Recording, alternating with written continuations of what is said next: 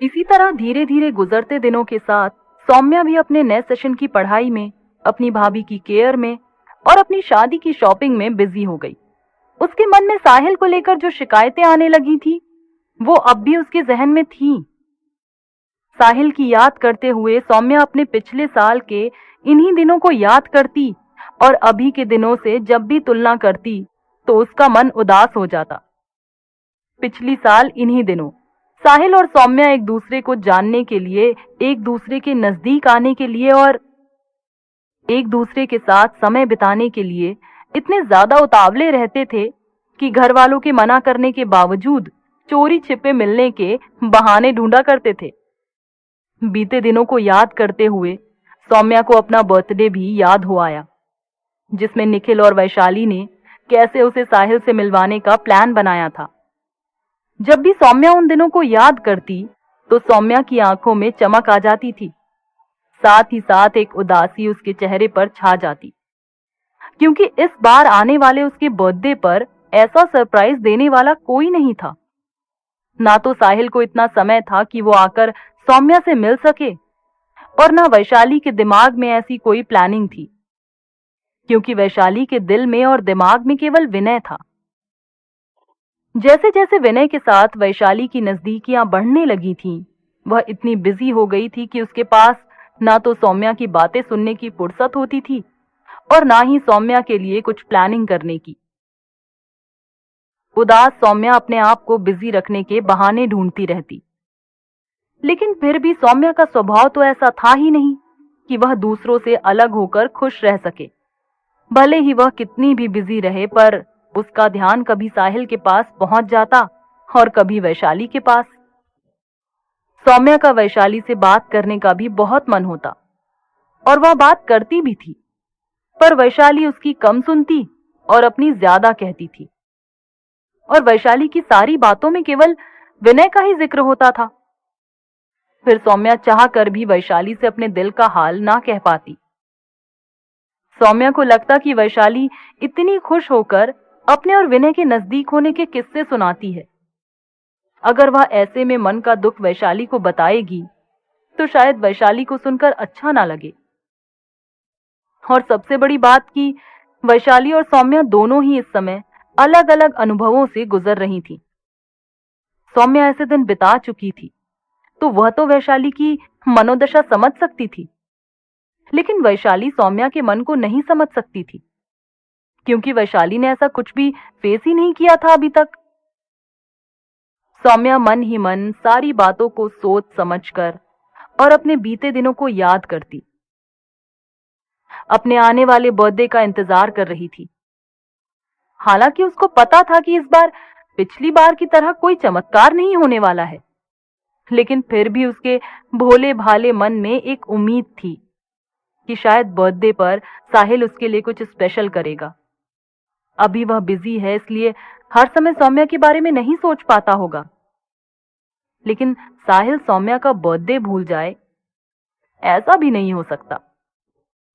सौम्या का मन ऐसी कल्पना करते करते कई बार ये भी सोच लेता कि शायद बर्थडे वाले दिन साहिल उसे सरप्राइज देने खुद ही आ जाए। इन्हीं ख्यालों में खोई सौम्या जब साहिल को अपने सामने इमेजिन करती तो उसकी सारी शिकायतें खत्म हो जाती, और जब अपने इन विचारों से बाहर आती और उसका हकीकत से सामना होता तो फिर उसका मन उदासी से भर जाता।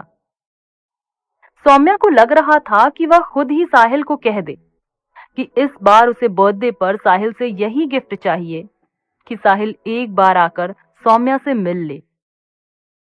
फिर साहिल की ट्रेनिंग के बारे में सोचकर सौम्या खुद को ये सब कहने से रोक लेती। सौम्या जब भी फ्री होती उसके दिमाग में साहिल ही घूमता रहता और उसके मन में जाने कितनी सारी बातें आती। वह फटाफट साहिल को मैसेज छोड़ देती, याद है पिछले साल हम लोग इस समय कहां पर थे, इस दिन हम क्या कर रहे थे, और ऐसी ही कई सारी बातें उसको मैसेज भेज भेज कर याद दिलाती रहती। कभी तो साहिल रिप्लाई कर देता और कभी दिन दिन भर साहिल सौम्या का मैसेज देख ही नहीं पाता था। ये देखकर सौम्या का मन खराब हो जाता कि अब साहिल इतना बिजी है कि उसके भेजे हुए मैसेज का रिप्लाई करना तो दूर, मैसेज देखता भी नहीं। कॉलेज में पढ़ाई शुरू होने पर सौम्या और वैशाली फिर साथ में कॉलेज जाने लगी थी। रास्ते में जब भी वैशाली विनय के बारे में सौम्या से बातें करती और बताती कि कल उन दोनों की क्या बातें हुई, विनय क्या प्लानिंग करता रहता है या कब मिलना है उन दोनों को, तब इस तरह की बातें सुनकर सौम्या को साहिल की याद आ जाती। वो बस हाँ हूं में उत्तर देती रहती और अपने मन में भरी हुई उदासी को छुपाने की कोशिश करती रहती। वैशाली को कभी कभी लगता भी था कि सौम्या पहले की तरह खुशी से चहकती नहीं रहती है। एक दिन वैशाली ने पूछा भी, सौम्या, मुझे ऐसा लगता है कि जैसे जैसे तेरी शादी के दिन नजदीक आ रहे हैं तू उदास होती जा रही है। क्या सच में तू अपनी शादी को लेकर परेशान है या कुछ और बात है? सौम्या वैशाली की बात सुनकर कुछ नहीं बोली, बस हाँ में सिर हिला दिया। तो वैशाली को लगा कि शायद जो वैशाली सोच रही है वही सही है। वैशाली जो हमेशा ही मस्ती के मूड में रहती थी, सौम्या को हंसाने की कोशिश करने लगी और बोली, अरे उदास होने वाली क्या बात है जाने मन, इतने दिनों से तो तुम दोनों इंतजार कर रहे थे कि कब शादी हो। अब जैसे जैसे शादी के दिन नजदीक आ रहे हैं वैसे वैसे मिलने का एक्साइटमेंट भी तो बढ़ रहा होगा ना, तो बस वही फील किया कर। वैशाली की बात सुनकर सौम्या फीकी सी हंसी हंसकर बोली, हाँ सही है, अच्छा छोड़, तू अपनी और विनय की बता। तेरे घर वालों को पता है कि तू अभी भी विनय के कांटेक्ट में है?